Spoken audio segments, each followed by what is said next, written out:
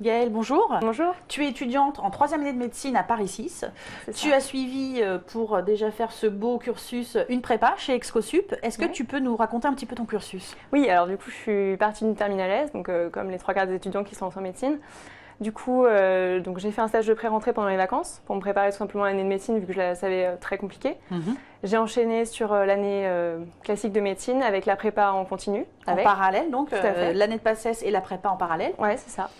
Et du coup, donc le premier concours a été un peu difficile. J'ai été pas très bien classée, enfin dans les 100 premiers, mais enfin dans les 1000 premiers, mais pas dans le top. Pas assez. Pas assez. Du coup, j'ai continué et j'ai raté donc du coup la première année. Je l'ai refaite sans prépa, sans rien, vu que je l'avais déjà eu au premier tour. Du coup, j'y suis allée comme ça.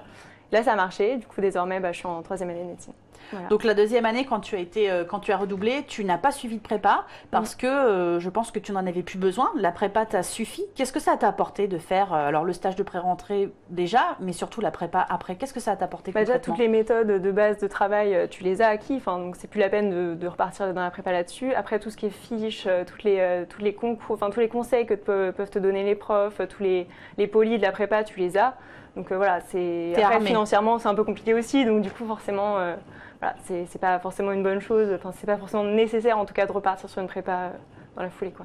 Donc du coup, tu as suivi les conseils, tu as bossé de ton côté. Qu'est-ce que ça t'a apporté au niveau de la méthode de travail vraiment en soi? Qu'est-ce que tu as continué d'appliquer et qui du coup a fonctionné puisque tu as eu ton année? Déjà la densité de travail en fait, savoir être concentré toute la journée, enfin pouvoir se lancer dans des 9h, 23h avec 3 heures de pause dans une journée, c'est quand même pas facile.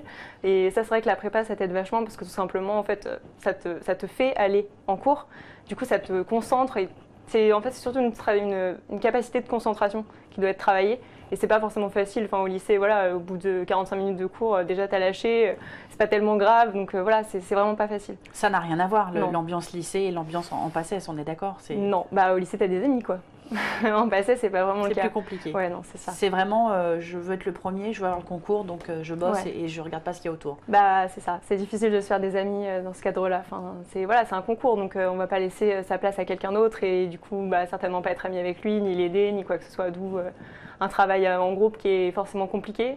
D'où une année de solitude intense, qui est d'ailleurs aidée en fait justement par la prépa. Moi, ce qui m'a surtout plu dans cette prépa, c'est le côté soutien moral à fond. Les profs sont hyper cool. Et du coup, tu te fais. Ouais, et puis on est dans des tout petits groupes en fait. Donc, du coup, voilà, c'est facile de se faire des amis. Et puis, ça fait un peu ambiance salle de classe, ce qui manque vachement dans les amphis de la fac en fait. Oui, là, vous êtes beaucoup plus nombreux. Ouais. Est-ce que tu crois que tu aurais réussi, donc du coup en redoublant, est-ce que tu aurais réussi cette année si tu n'avais jamais suivi de prépa?